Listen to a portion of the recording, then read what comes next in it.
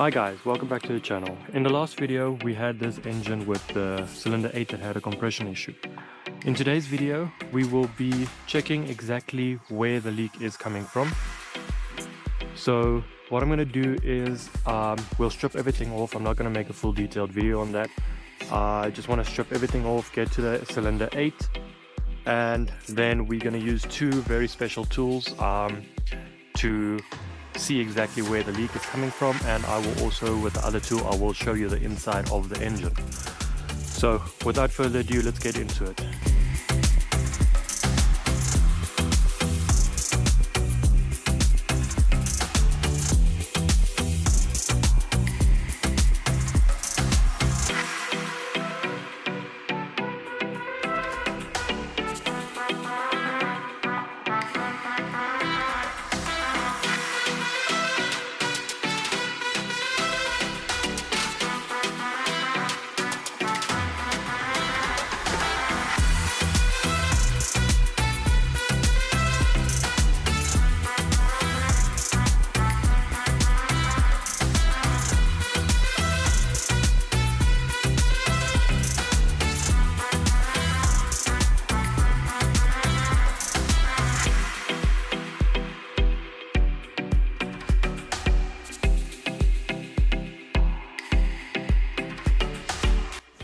Okay, so as you just seen, I've just removed some of the things on the front.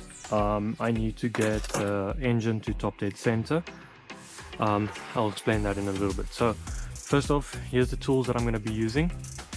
This is called a borescope or endoscope. Basically what it does is it's just got a camera on the end, it's got a camera on the side with lights, so when you can stick it into the engine to see inside what is going on. So that's one we'll be using, and then the other one is called an air leakage detector, or leakdown test. So this is for petrol engines.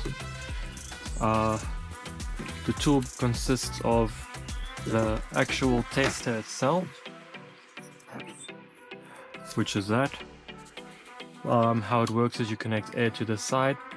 This is your regulator to see how much pressure you're putting into the cylinder. So by adjusting this, you can adjust how much pressure is going into the cylinder. Then on this side is your leakage percentage. So you'll see how much it leaks. So when you fill it up, it's going to go to set, and then if it doesn't leak much, it's going to sit by low. If it does leak a lot, it's going to go to moderate, and then if it leaks a lot or it doesn't seal at all, it's going to go to high or even stay at 100%. The way we will be pinpointing where the leak is coming from is if you hear the leak coming from the exhaust side, what you'll do is you're going to walk around the car and listen to any noises that you hear. So if the leak's coming from the exhaust side, it means the exhaust valves are leaking. If it's coming from the intake itself, so meaning if it's coming from here, then it's your intake valves that's leaking.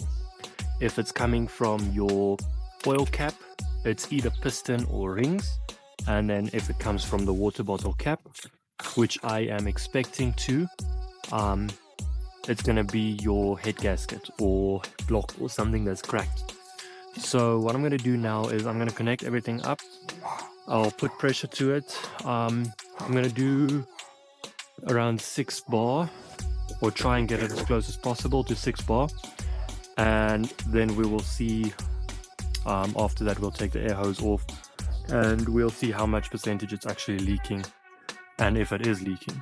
Obviously it is, because it doesn't have any compression. So let's get to that quickly. Just putting a piece of wire in the cylinder right there, just to see where the cylinder is, if it's at TDC or not. I know this is not the correct way of getting it to TDC, but it would be the quickest way.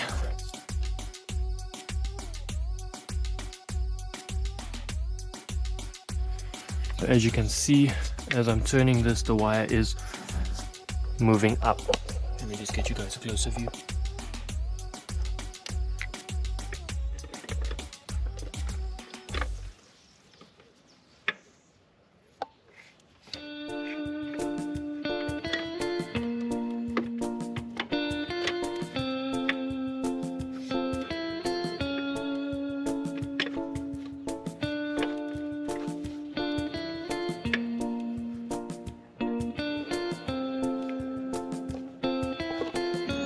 And I believe we should almost be there.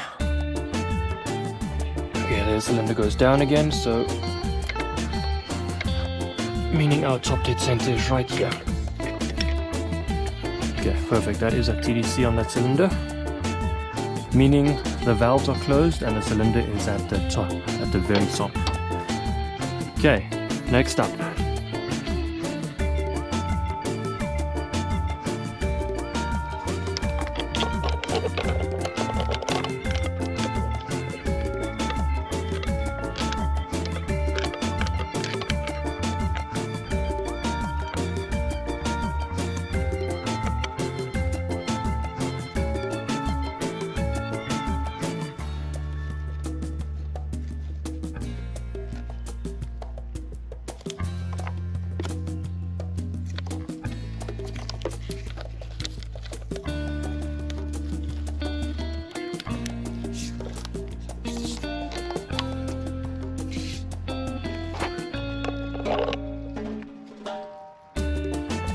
Okay, now that we have the pipe connected to cylinder 8, we've got the gauges connected to that.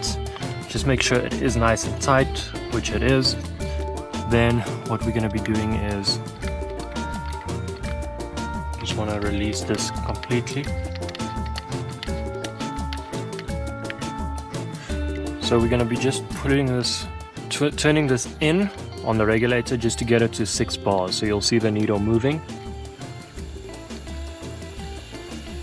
And then almost immediately you can hear the noise.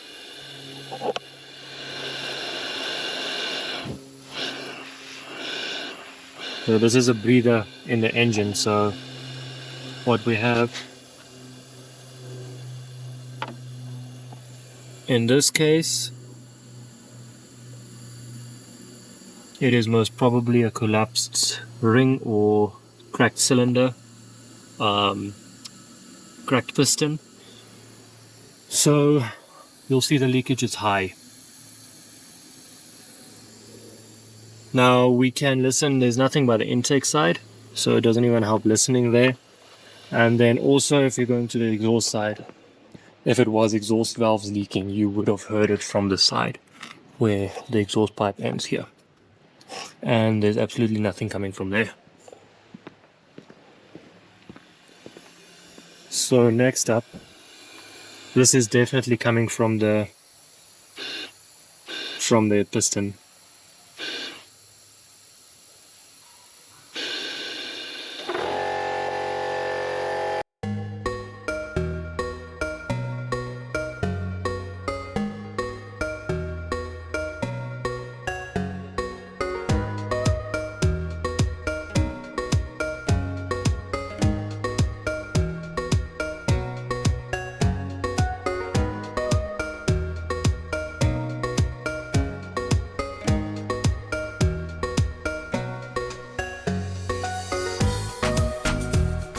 Okay, next up we will use the Borescope just to inspect the inside of the cylinder.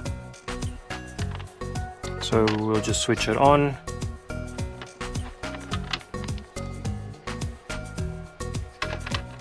What it does is it's got a camera on the side, which shows right there, and it's got one on the front. You can switch to front or back. I'm just going to switch to the front for now. And then just wipe the camera down just to have a clear view. And just like that. Now what we'll do is the camera is going into the cylinder right down there. So you're going down, all the way down.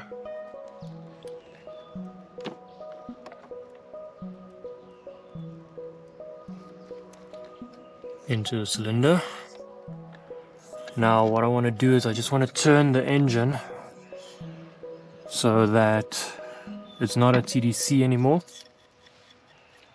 so that we can see the piston if it's cracked or not.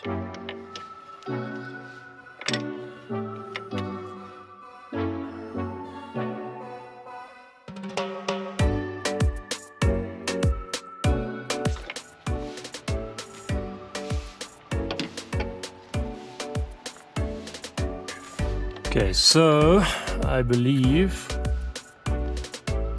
this piston looks okay.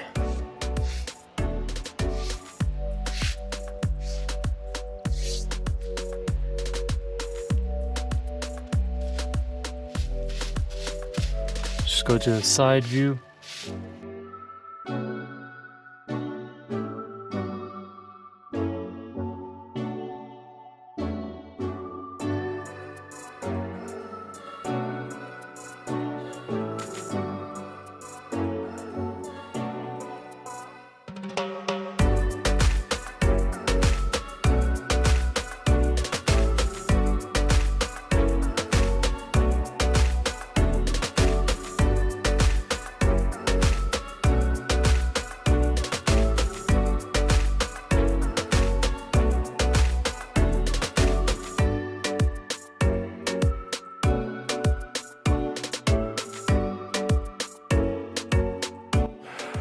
Alright guys, so this confirms that the piston is fine, the cylinder walls are not damaged, the head is fine, the valves is doing what they should do, but I believe the piston rings on cylinder 8 has collapsed. So what we'll do now is we will notify the client. Just tell him that, look, we did do a leak down test. We found that it's coming from the oil cap. And then he has to make a decision if he would want to rebuild this motor or if he would want to get an import motor. The thing is with this is it would be a major job because once you strip the motor, you would do everything while you're there. So meaning you'll do timing chain, you send the cylinder heads in for pressure testing, and it's gonna cost a lot. It will cost a lot. So because there's a lot of labor involved as well. So what I'll do is I will speak to my client now, and then we'll make a decision from there on what he wants to do with this car, as if it would be a viable option for him to rebuild the motor or just to get an import. And then, yeah, until then, I will be back. I will create another video once the client has given me feedback.